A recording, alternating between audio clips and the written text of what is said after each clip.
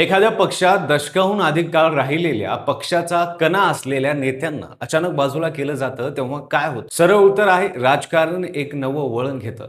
राष्ट्रवादी काँग्रेस पक्षात सध्या नेमकं हेच होतंय. प्रफुल्ल पटेल आणि सुनील तटकरे हे दोन नेते जे अजित पवार यांच्या राष्ट्रवादीचे आधारस्तंभ मानले जात होते, त्यांची नावं पक्षाच्या राष्ट्रीय कार्यकारिणीच्या यादीतून एकाएकी गायब झाली. एकीकडे टायपिंग मिस्टेकमुळे असं झाल्याचं स्पष्टीकरण येतंय, दुसरीकडे आर्थिक अधिकार पवार कुटुंबाकडे एकवटताय आणि तिसरीकडे शरद पवार गटाचे आमदार रोहित पवार थेट भविष्यवाणी करताय की हे दोन नेते लवकरच भाजपातून निवडणूक लढवतील. हे फक्त अंतर्गत वाद आहेत की यामागे एखादा मोठा गेम खेळला जातोय? सविस्तर पाहू या व्हिडिओच्या माध्यमातून. नमस्कार, मी पंकज आणि तुम्ही पाहताय कसं काय.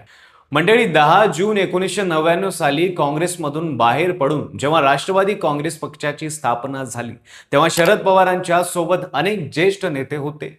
त्यात छगन भुजबळ, दिलीप वळसे पाटील, आर पाटील, प्रफुल्ल पटेल, सुनील तटकरे असे अनेक विश्वासू चेहरे होते. या सगळ्यांमध्ये दोन नेते विशेष महत्त्वाचे मानले जात गेले. एक म्हणजे प्रफुल्ल पटेल, जे राष्ट्रीय राजकारणात राष्ट्रवादीचा विश्वासू चेहरा होते आणि दिल्लीत पक्षाची बांधणी करण्यात त्यांचं मोठं योगदान होतं. दुसरे म्हणजे सुनील तटकरे, जे उत्तम संघटक म्हणून ओळखले जात होते आणि रायगडमध्ये राष्ट्रवादीचा पायमुळे घट्ट करण्यात त्यांनी महत्त्वाची भूमिका बजावली होती. पुढे जेव्हा राष्ट्रवादीत फूट पडली आणि अजित पवार सत्तेत सहभागी झाले तेव्हा या दोघांनी अजित पवारांची साथ कायम ठेवली. पण अजितदादांच्या दुर्दैवी निधनानंतर हे चित्र झपाट्याने बदलू लागले.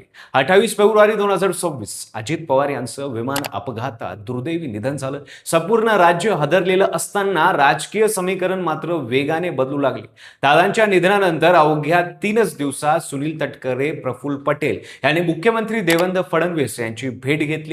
त्याचवेळी सुनेत्रा पवार यांच्या उपमुख्यमंत्री पदाचा शपथविधी पार पडला. एकीकडे दोन राष्ट्रवादी गटाच्या विलिनीकरणाच्या चर्चा सुरू होत होत्या, मात्र तटकरे आणि पटेल यांनी अशा कुठल्याही चर्चा झाल्याचं नाही असा थेट दावा करत शक्यतेवर पडदा टाकला. या भूमिकामुळे अनेकांच्या भुवया उंचवल्या.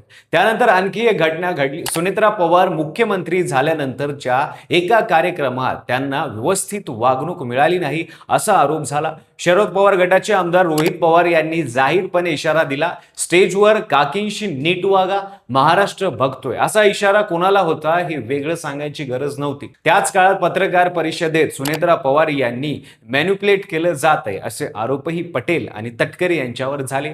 शिवाय अजितदादांच्या निधनानंतर कार्यालयावर पटेल आणि तटकरे यांच्यात होल्ड असल्याचे दादांच्या पक्षात पाठवलेले पत्र त्यांच्यात प्रभावाखाली गेल्याची चर्चा होती. त्यामुळे सुनेत्रा पवार यांनी थेट निवडणूक आयोगाला पत्र पाठवून दादांच्या निधनानंतरची सर्व कार्यालयीन पत्रे वैध मानू नये अशी मागणी केली. मग 29 एप्रिल 2026 रोजी सुनेत्रा पवार यांनी निवडणूक आयोगाला राष्ट्रीय कार्यकारिणीचं पत्र पाठवलं. हे पत्र 12 मे रोजी सोशल मीडियावर व्हायरल झालं आणि त्यात प्रफुल्ल पटेल, सुनील तटकरे, छगन भुजबळ, दिलीप वळसे पाटील, हसन मुश्रीफ, दत्ता भरणे यांची नावं मुख्य कार्यकारिणीत दिसत नव्हती. नव्याने स्थापन झालेल्या राष्ट्रीय कार्यकारिणीत सुनेत्रा पवार राष्ट्रीय अध्यक्ष, पार्थ पवार राष्ट्रीय महासचिव आणि जय पवार ही पद घेऊन पवार कुटुंब आघाडीवर आलं. प्रफुल्ल पटेल यांना राज्यसभेतील पक्षाचे नेते म्हणून ओळखलं होतं, मात्र राष्ट्रीय कार्यकारी अध्यक्षाचा पदाचा उल्लेख नव्हता. तटकरे यांना लोकसभेतील नेते म्हणून नोंद होती, पण राष्ट्रीय महासचिव पदाचा उल्लेख नव्हता. याच वादाच्या पार्श्वभूमीवर सोशल मीडियावर गदारोळ माजला. तसं सुनेत्रा पवारांनी मध्यरात्री ट्विट करत स्पष्टीकरण दिलं की यादीत टायपिंग मिस्टेक झाली असून ती लवकर दुरुस्त केली जाईल. मात्र स्पष्टीकरण येताच राजकीय वर्तुळात आणखी प्रश्न उपस्थित झाले. लेखनिक चूक झाली असेल तर मग पटेल यांना राष्ट्रीय कार्यकारी अध्यक्ष म्हणून का वगळण्यात आलं?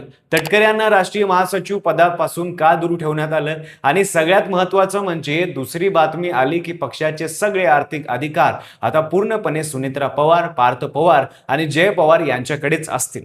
जी जबाबदारी आधी अजित पवारांसह प्रफुल्ल पटेल यांच्याकडे होती ती आता थेट पवार कुटुंबाने स्वतःकडे घेतली. त्याचवेळी सुनील तटकरे यांनी शरद पवारांची भेट घेतली.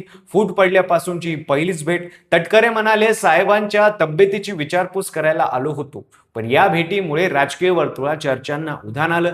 खरंच ही फक्त आरोग्याची विचारपूस होती की पुढच्या राजकीय वाटचालीची चाचपणी होती? आणि त्यानंतर रोहित पवार यांनी थेट बॉम्ब टाकला. पत्रकार परिषदेत ते म्हणाले, सुनील तटकरे आणि प्रफुल्ल पटेल 22 आमदार घेऊन भाजपाकडून निवडणूक लढवतील. हा दावा धक्कादायक होता, कारण ते राष्ट्रवादी काँग्रेस शरद पवार गटाच्या आमदाराने केला होता. शरद पवार गट थेट सांगतोय की अजित पवारांच्या पक्षात मोठी उलथापालथ होणार आहे. या सगळ्या घटनाक्रमांकाने अनेक महत्त्वाचे प्रश्न उपस्थित केले आहेत. पहिला प्रश्न म्हणजे फक्त अंतर्गत संघर्ष आहे का? सुनेत्रा पवार यांच्या नेतृत्वाखाली पवार कुटुंब पक्षावर आपली पकड मजबूत करते. पार्थ पवार राष्ट्रीय महासचिव झाले, जय पवार यांना मोठं स्थान मिळालं, आर्थिक अधिकार तिघांकडे एकटवले. या पार्श्वभूमीवर पटेल आणि तटकरे यांना पुढे पक्ष टेक ओव्हर करू नये यासाठी हे पाऊल उचललं गेलं का? हा प्रश्न साहजिकच उपस्थित होतो. दुसरा प्रश्न आहे फडणवीसचा कनेक्शन. पटेल आणि तटकरे यांचे भाजपशी संबंध जुने आहेत. दादांच्या निधनानंतर लगेच फडणवीसांची भेट, त्यांनी सुनेत्रा पवार यांना शपथविधी घडून आणण्यात निभावलेली भूमिका, या सगळ्यामुळे पवार कुटुंबाला भीती असेल का की या दोन नेत्यांच्या माध्यमातून भाजप राष्ट्रवादीत हस्तक्षेप करतोय? रोहित पवारांच्या त्या वक्तव्याचा अर्थ काय लावायचा की हे नेते भाजपातून निवडणूक लढवतील? तिसरा मुद्दा म्हणजे शरद पवारांची भूमिका. साहेबांनी स्वतःच म्हटलं की पटेल आणि तटकरे माझ्यासोबत अनेक वर्ष काम केलेले सक्षम नेते आहेत, मात्र त्यांच्या पक्षाचं नेतृत्व वेगळ्या दृष्टीने बघत असेल. हे शब्द सहजतेने म्हणाले आहेत की त्यात एखादा संदेश आहे. रोहित पवारांचं वक्तव्य, तटकऱ्यांनी शरद पवारांशी भेट आणि शरद पवारांचं ते वक्तव्य, हे सगळं एकत्र ठेवलं तर शरद पवार गट नेमकं काय साधतोय? मंडळी, राष्ट्रवादी काँग्रेस पक्ष सध्या एका महत्त्वाच्या वळणावर उभा आहे. अजितदादांच्या जाण्यानंतर जो पक्ष एकत्र ठेवण्याचं काम या दोन नेत्यांनी केलं, त्याच नेत्यांना आता पवार कुटुंब बाजूला करतोय असं चित्र समोर येतोय. पण हे पूर्णतः खरं आहे का की डावलण्याचा हा देखावा काही वेगळाच गेमचा भाग आहे? राजकारणात जे दिसतं ते नेहमीच सत्य नसतं आणि जे दिसत नाही त्यातच खरा गेम असतो. पटेल आणि तटकरे खरंच बाहेर पडणार का की ही सगळी पवार कुटुंबाची एक मोठी रणनीती आहे? येणारे काही आठवड्यात त्याचे उत्तर मिळेलच.